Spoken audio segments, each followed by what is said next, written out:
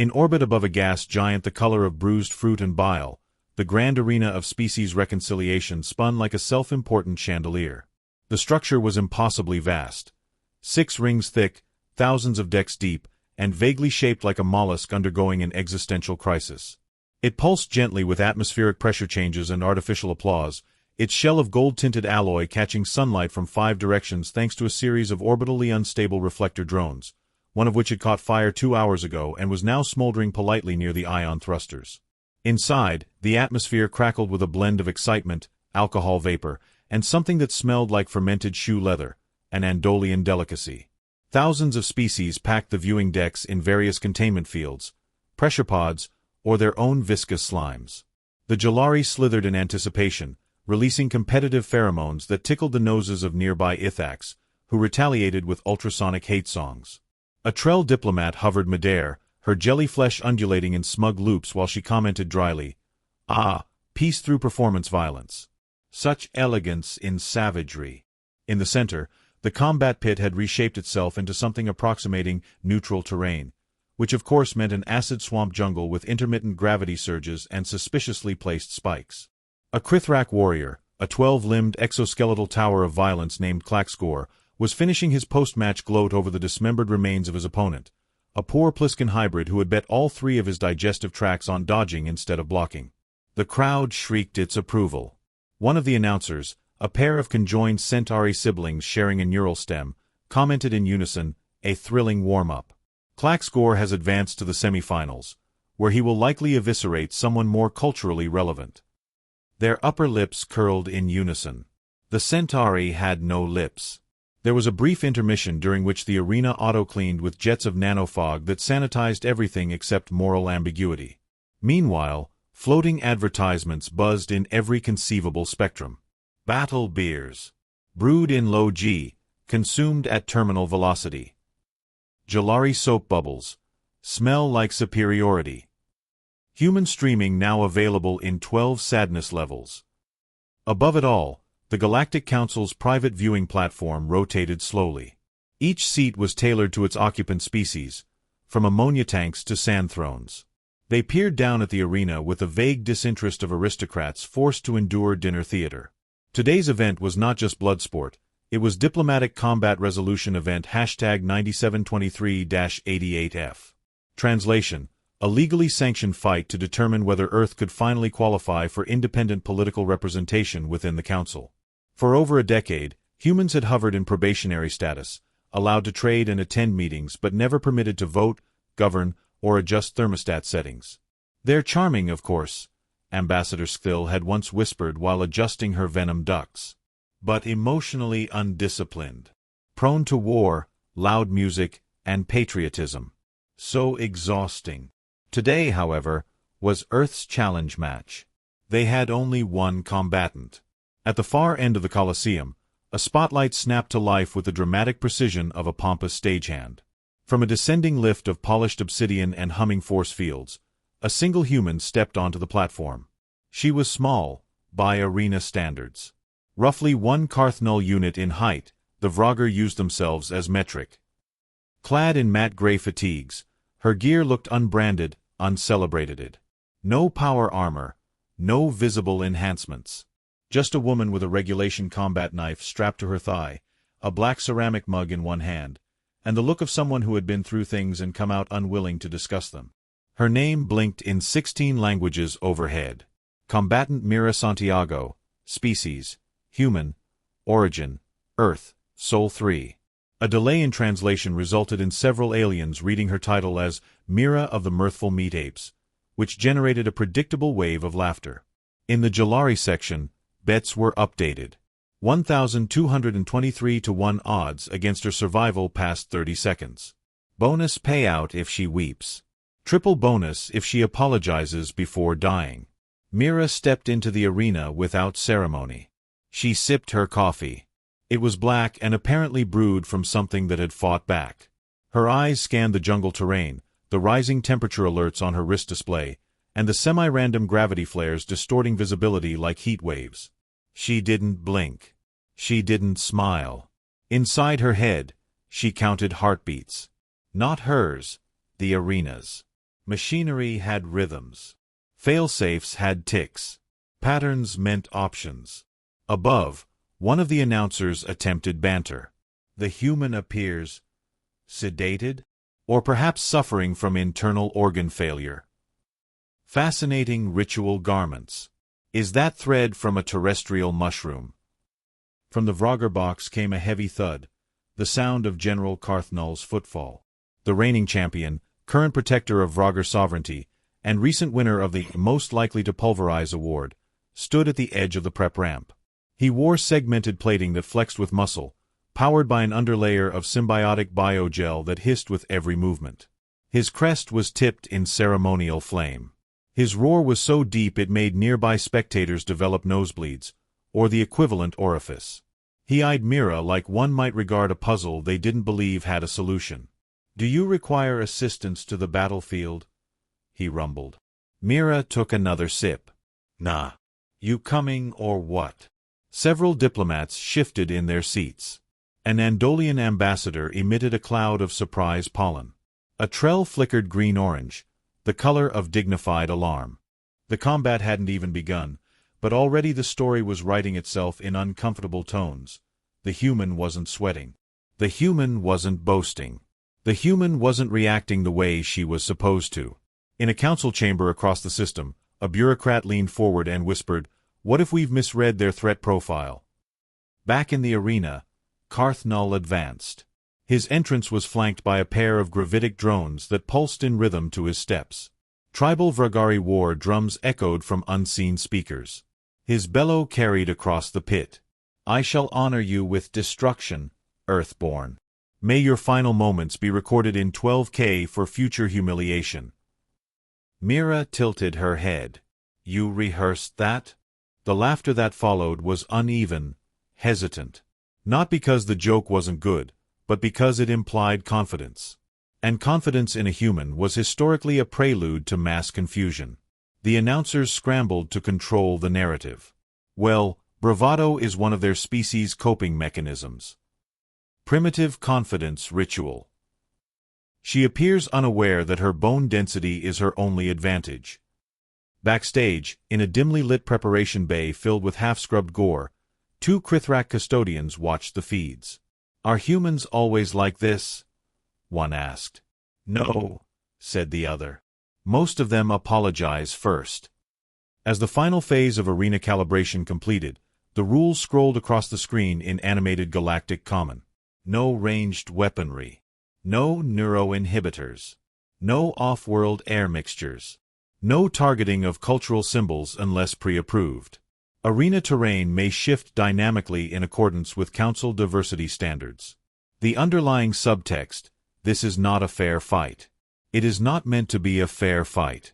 It is a performance designed to confirm what the galaxy already knows: that humans are clever, volatile, and ultimately too emotionally porous for real power. But then Mira handed her coffee mug to the nearest drone and stepped forward into the shifting jungle terrain with the stillness of a weapon remembering what it's for. Carthnall snarled and dropped into a three-point stance, his limbs flexing as his symbiotic armor hissed approval. The drones began to chant in low-frequency tones only heard by certain rocks. In the stands, the Jalari ambassador dabbed her ocular membranes and sighed. "Such a waste. We could have simply given them a poetry test." High above, in the council box, a single representative leaned forward, the human envoy. His suit was 2 decades out of fashion. His tie was slightly crooked, but his smile was perfectly calibrated. "Watch carefully," he said to no one in particular. "We're not here to win. We're here to be remembered." A chime rang. The match began. Mira moved. She didn't sprint. She didn't scream. She stepped aside, precisely 5 degrees off-center, and let the opening charge of the Vrogger Titan slam through a reinforced vine wall with the grace of a freight train performing interpretive dance. The crowd roared. But there was a ripple, an undercurrent of unease. Because she hadn't flinched. The cameras zoomed in. No sweat. No breath hitch. No panic. Just Mira. Watching. Calculating. Waiting. As Carthnall disentangled himself and bellowed something about spinal rearrangement, Mira walked to a small outcropping and crouched, placing one hand to the mossy ground. Sensors in her palm gloved pinged a sublayer of metal beneath the terrain. Good. She had margin. She whispered to herself. Just one word. Closer. And Carthnall came. But the arena, the crowd, and the entire system watching suddenly weren't so sure which of them was truly in control of the story anymore. It was said, in the more irreverent corners of the Galactic Council's archival joke repositories, that humans had only survived their adolescence as a species by virtue of being too chaotic to target and too stubborn to surrender. Somewhere between inventing processed cheese and nearly erasing themselves with nuclear fire, they had developed a peculiar evolutionary advantage: the ability to pretend everything was fine, even while on fire. Mira Santiago embodied that advantage with clinical precision. To the untrained eye, of which there were many, she looked like a bureaucratic mishap made flesh: medium height, average build, brown skin that had seen too much sun and not enough rest, and short black hair she cut herself with the same knife she cleaned her teeth with. Her expression had calcified sometime during the Earth-Kuiper border conflicts, and it hadn't thawed since. She had the gait of a predator that had stopped being impressed with hunting, and the eyes of someone who had already buried their nightmares in the backyard, labeled, alphabetized, and laminated. She didn't walk through the world. She filed through it. Mira had been born on Earth, Sector 12B, Dome 7, back when they still called them domes and not terraform-adjacent biospheric autonomy zones.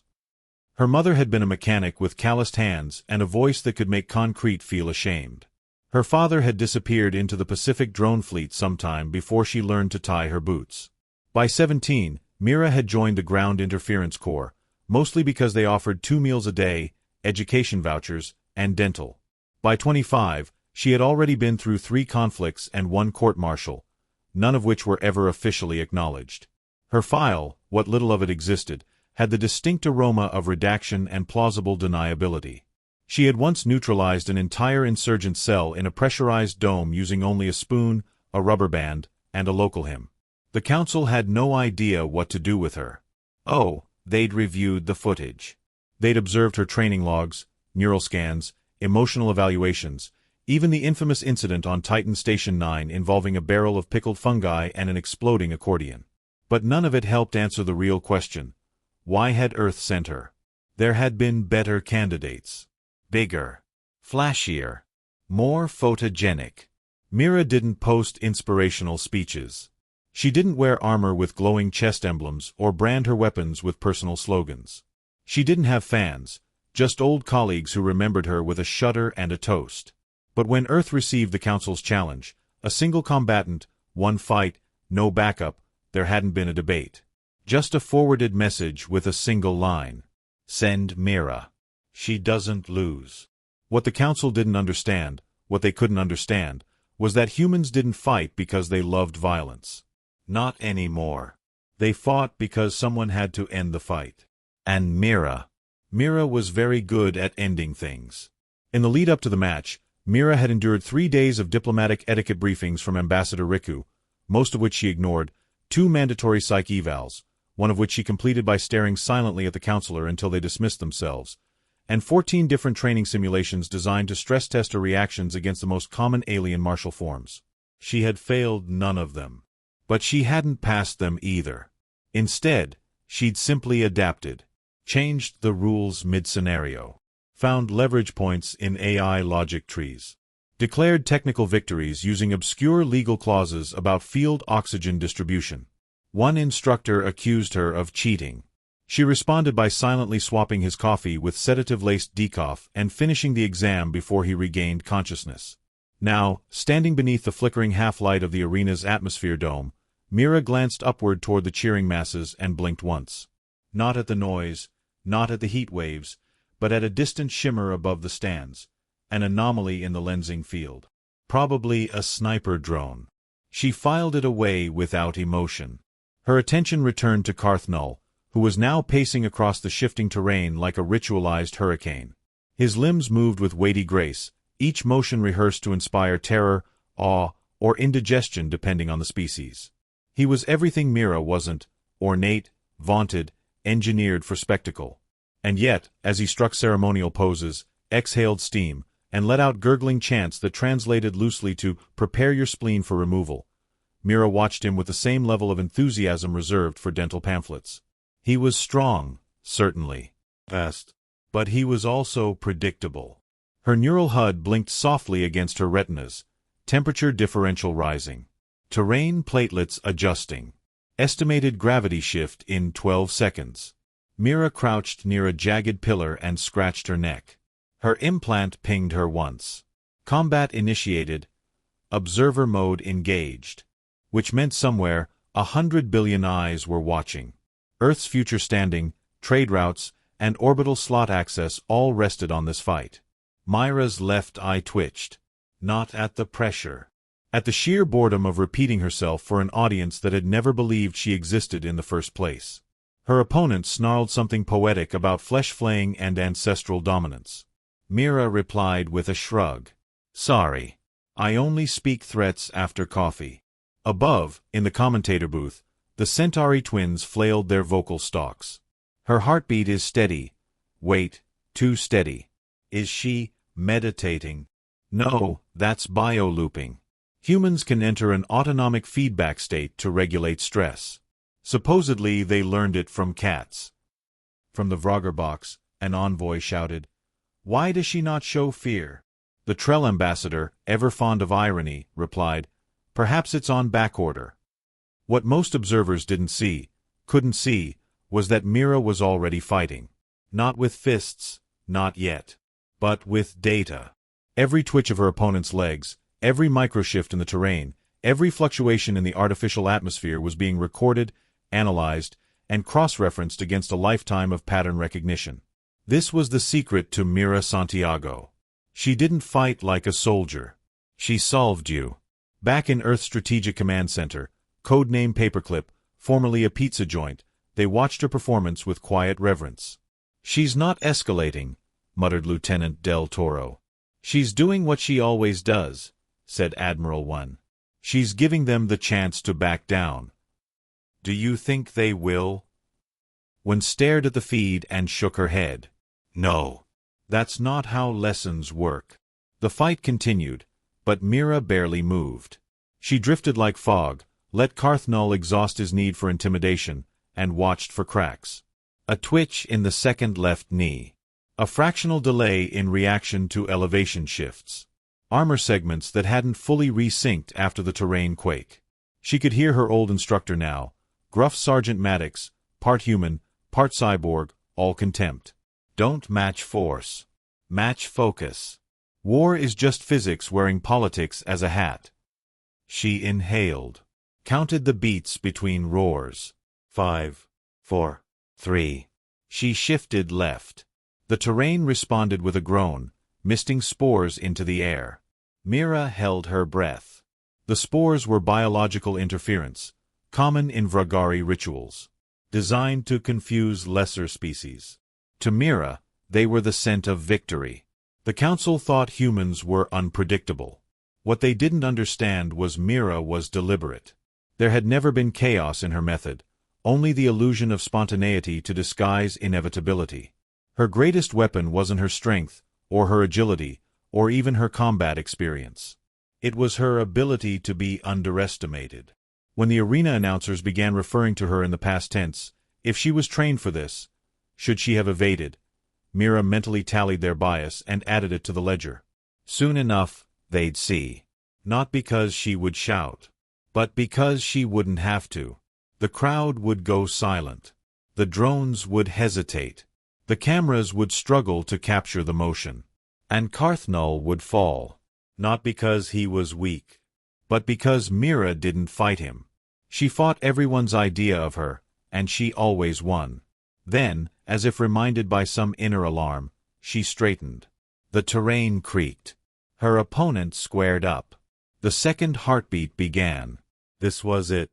Carthnal leapt. Mira waited. And somewhere, deep in the circuitry of the arena's recording system, a flag was quietly raised. Predictive outcome error. Unknown variable detected. That unknown variable was Mira. And the galaxy was about to learn her name. The arena's underbelly hummed with anticipation. a symphony of mechanical whirs and alien murmurs echoing through the metallic corridors. Mira stood alone in the preparation chamber, the sterile light casting sharp shadows that danced across the walls. Her reflection in the polished surface of her combat gear stared back with unflinching resolve. Above, the crowd's roar was a distant thunder, a cacophony of excitement and bloodlust. The Galactic Council's finest had gathered, their myriad forms a testament to the universe's diversity. Yet, despite their differences, they shared a common sentiment: skepticism. Skepticism that a human, a species known more for their unpredictability than prowess, could stand against the reigning champion. Karthnal, the behemoth from the planet Dravik, was a creature of nightmares. Towering over most species, his obsidian exoskeleton shimmered with an iridescent sheen, a byproduct of the rare minerals found only in the volcanic regions of his homeworld. His 4 arms ended in razor-sharp talons, and his eyes glowed with a malevolent crimson hue. Tales of his victories were whispered in hushed tones, each more gruesome than the last. Mira adjusted the straps on her gear, the familiar weight grounding her. She recalled the briefing. Karthnal's primary strength lay in his brute force, but his arrogance often led him to underestimate his opponents. A weakness she intended to exploit. The announcer's voice boomed, reverberating through the arena. Ladies and gentle beings, prepare yourselves for the ultimate showdown. Representing the Galactic Council, undefeated in over 100 battles, the terror of Dravik, Karthnal. The crowd erupted, their cheers shaking the very foundations of the arena. Karthnal emerged, his massive form casting a shadow that seemed to swallow the light. He raised his arms, basking in the adulation, his confidence palpable. And his challenger, the announcer continued, a hint of incredulity in his tone, from the planet Earth, the enigmatic warrior Mira Santiago. A murmur spread through the crowd, a mixture of curiosity and disbelief. Mira stepped into the arena, her movements deliberate, her gaze fixed on her opponent. She felt the weight of 1,000 eyes, each questioning her presence, her capability. Karthnal sneered, his voice a guttural growl. They send a human? This is an insult. Mira met his gaze, unflinching. Underestimating your opponent is the first step to defeat. The arena's floor shifted, transforming into a rugged terrain, simulating the harsh environments of various planets. The challenge was not just each other but the ever-changing battlefield. As the combatants took their positions, a hush fell over the crowd. The tension was palpable, the air thick with anticipation. The signal sounded. Karthnal charged, his massive form a blur of motion. Mira sidestepped, her movements fluid, conserving energy, analyzing patterns. She knew she couldn't match his strength, but she didn't need to. She needed to outthink, outmaneuver. The battle raged, a dance of might versus strategy. Each clash echoed with the sound of metal against metal, the crowd reacting to every move, every near miss. Mira's mind was a whirlwind of calculations, her neural enhancements processing data at lightning speed. She identified weaknesses, predicted movements, and adapted her strategy in real time. As the battle reached its climax, Mira saw her opportunity. A misstep by Karthnal, a brief moment of vulnerability. She acted, channeling all her strength into a precise strike. Karthnal stumbled, his form collapsing with a thunderous crash. Silence enveloped the arena, the crowd stunned into stillness. Mira stood over her fallen opponent, her chest heaving, her gaze unwavering. The silence broke, replaced by an uproarious cheer. The crowd, once skeptical, now roared in approval. Mira turned, walking away without a word, her mission complete. The galaxy had witnessed the rise of a new champion, and nothing would ever be the same. There was a moment, just after the bell tolled and before the first strike, when everything went silent. Not quiet, silent. As if the universe itself paused to raise an eyebrow. Mira didn't flinch. She stood loose-limbed at the edge of the arena, eyes fixed on the beast that called itself Karthnal. The light played off his obsidian hide like a warning. All muscle and glory and arrogance, he loomed, every inch the galactic champion. Fans chanted his name in 6 languages, several of them requiring secondary breathing tubes to pronounce correctly. The rest watched her with the same cautious detachment one might reserve for a curious rodent attempting to cross a freeway. She exhaled. Counted 1 heartbeat. 2, 3. Then Carthnal moved. The air buckled under his charge. Terrain plates shattered. Mira sidestepped left, pivoted on the fractured lip of a rock platform, and rolled under a swing that would have pulped a mammoth. The talons missed her scalp by millimeters, kicking up a shimmering arc of broken ozone and pulverized stone. The crowd roared. It wasn't cheering, it was bloodlust. This was the moment they'd waited for. The human being crushed. But Mira wasn't here for theater. She was here to win. Carthnal struck again, his second blow a spinning backhand designed to sweep the entire left quadrant. Mira didn't move. Not at first. Her knees dipped a fraction, and then, slide step, anchor pivot, rotation cut. Her elbow found the exact midpoint of Carthnal's shoulder joint. It made a sound like a microwave giving up. The behemoth howled. Not in pain, in confusion. That was the first crack. He twisted, one of his rear claws catching Mira in the ribs. It was a glancing hit, but it sent her flying, tumbling through the synthetic moss and alloy grit. She skidded to a stop near the central geyser vent, rolled to her feet, and smiled. A thin red line bled down her side. Carthnal approached slowly now, cautious. His breathing had changed. Faster. Less measured. The rage was blooming. "You're smaller than I expected," he said. "And you're dumber than your file suggested." He snarled. "Is that all your kind does?" she added. "Growl and assume?" He charged again, this time with less flair, more fury. He opened with a faint, sweeping low. Mira dropped, caught the wrist with both hands, and redirected the force into a hip throw that sent 5 tons of alien meat crashing into the arena wall. The impact crater bloomed with sparks and a faint trail of steam. From the announcer's booth, the Centauri twins gasped in stereo. She redirected him. "Did you see that? Is that legal?" "Only if the ref species doesn't see in multidirectional time." "Oh, never mind. They don't." Carthnal rose, slower now. His movements betrayed the wear of cumulative microdamage. He was bleeding, faintly, from a gash along his mid-torso. It shimmered blue in the filtered light. Mira advanced. She didn't attack, not directly. Instead, she occupied space. She forced him into angles. Made him choose between bad and worse. This wasn't strength versus strength. This was calculus wearing combat boots. Carthnal tried to counter with brute repetition. Slam, swipe, crush, slam. Each motion a textbook page from the manual of overwhelming force. Mira simply wasn't there. She moved like a shadow playing hopscotch between dimensions. Her feet barely touched ground. Her hands ghosted across pressure points with surgical contempt.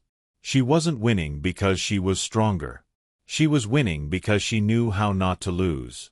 Her internal HUD blinked again. Adrenal threshold at 83%. Neuropulse stable. Blood loss within optimal margins. The arena shifted. Terrain phase delta activated. Geysers erupted. Gravity flickered. A sudden burst of magnetic interference scrambled most non-biological sensors. Carthnal hesitated. Mira didn't. She vaulted through a geyser burst, tucked mid-air, and came down hard with both boots into the side of his right knee. The joint buckled. He let out a sound like tectonic plates disagreeing about boundaries. As he fell, she planted one hand on his chest and launched herself back. He crashed again, this time visibly struggling to rise. One arm twitched. Another dangled limp. The audience had gone from thunderous to stunned. Some whispered. Some booed. One Vexary noble choked on their ceremonial gruel and had to be resuscitated by diplomatic aid. Carthnal stared up at her. His voice reduced to a guttural croak. "What are you?" Mira took a slow breath. "You wouldn't understand." She circled him once. Then twice. Waiting. He lunged. One last, desperate burst of fury. She sidestepped and struck just once, an open palm to a nerve cluster just beneath the clavicle array. A soft click. His body seized, then dropped like a collapsed cathedral. Silence. For a breath. 2, 3, and pandemonium. Some roared in horror, some in awe. A few began recalculating political strategy mid-cheer. In the high booth, Ambassador Threll of the Zarch Conclave crushed her champagne bulb. "She wasn't supposed to win," Threll whispered. "Of course not," mumbled Ambassador Jorley, who was already tabbing open diplomatic recalibration memos. The announcers struggled to make sense of it. We've just witnessed a stunning upset. Combatant Mira of Earth has defeated Carthnal, cleanly, efficiently, dare we say, beautifully. This will have implications, the other twin said darkly. Backstage, the betting consortium screens flickered. Some markets collapsed entirely. Others spiked in value as Earth combat stocks trended into the thermosphere. On Earth, in Strategic Command, Admiral Wen nodded once. "That's our girl." Mira turned from the body without flourish. No fist raised. No victory scream. She simply adjusted her jacket, tugged her gloves tighter, and began walking toward the exit corridor. A mic drone hovered near her. "Combatant Mira, your reaction to this historic win?" She looked into the lens, eyes flat. He was big, glowing, overconfident. The drone hesitated. "And Earth's future position in the Council? Will you represent humanity again?" Mira paused, as if calculating whether this answer would survive the next bureaucratic review. Then she smiled, just barely. "If they need me." Back in the arena, Medmech swarmed Carthnal's body. Analysts panicked. Council diplomats fled to prepare talking points. Somewhere, a treaty was already being amended in anticipation of Earth's newfound leverage. And above it all, in the quiet echo of a world stunned silent by precision rather than spectacle, Mira Santiago disappeared into shadow, leaving behind only blood, broken tradition, and a new definition of fear. The galaxy would whisper her name now. Not in ridicule, but in warning.